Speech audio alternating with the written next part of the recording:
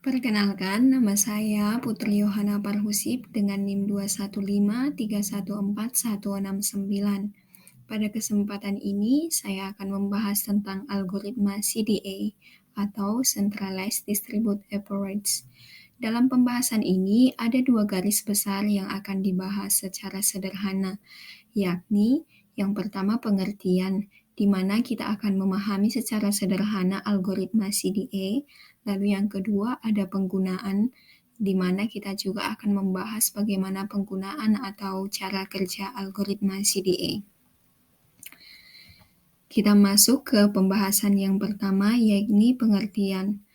Algoritma Centralized Distributed Approach atau CDA atau pendekatan terpusat terdistribusi adalah suatu sistem distribusi yang menghasilkan output ke suatu lokasi atau node terpusat. Namun, data dimasukkan dari beberapa node terdistribusi atau remote. Nah, CDA atau algoritma CDA digunakan untuk mengatasi masalah pemrosesan data atau informasi yang terdistribusi. Nah, proses data itu atau proses informasi itu dilakukan dengan menggunakan suatu entitas terpusat untuk mengakumulasikan data dari sumber terdistribusi dan menghasilkan atau untuk mendapatkan hasil output yang diinginkan. Nah, dalam algoritma CDA ada beberapa materi yang digunakan dalam algoritmanya. Yang pertama itu ada kumpulan data atau informasi dari sumber terdistribusi. Nah, data-data ini atau informasi yang dikumpulkan dari berbagai sumber, dapat berupa masukan yang diberikan dari pengguna atau perangkat yang terhubung. Lalu yang kedua ada proses pusat. Nah, proses pusat ini merupakan entitas terpusat yang digunakan sebagai pusat pengumpulan data dan proses. Nah, pusat data ini bisa berupa komputer jarak jauh yang terhubung dengan banyak perangkat terdistribusi.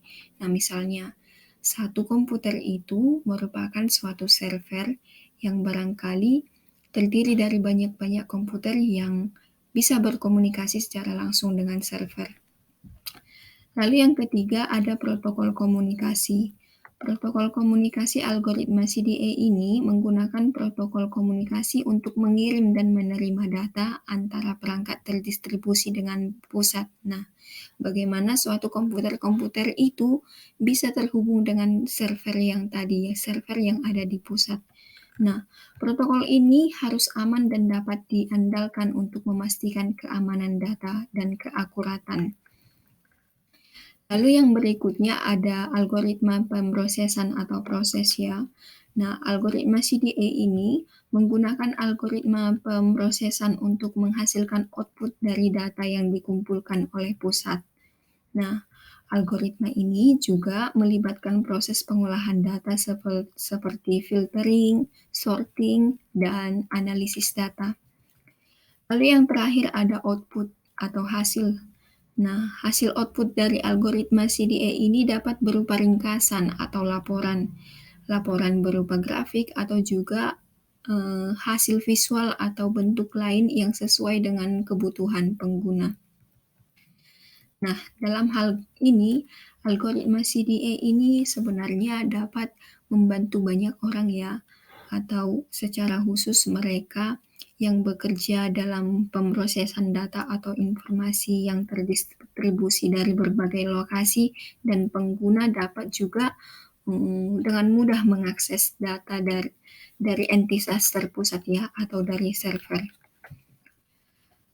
Kemudian kita masuk ke pembahasan yang kedua tentang langkah-langkah umum menggunakan CDA dalam pengolahan komputer. Nah, langkah pertamanya itu adalah menentukan tugas yang akan dijalankan dan sumber daya yang akan digunakan untuk menyelesaikan tugas tersebut. Nah, lalu kemudian setelah mendefinisikan tugas dan sumber dayanya, maka ia juga akan menentukan lokasi sumber daya. Nah, setelah menentukan lokasi sumber daya, maka kemudian ia akan membuat rencana alokasi sumber daya. Nah, kemudian setelah membuat rencana, maka ia akan mengatur akses dan penggunaan sumber daya.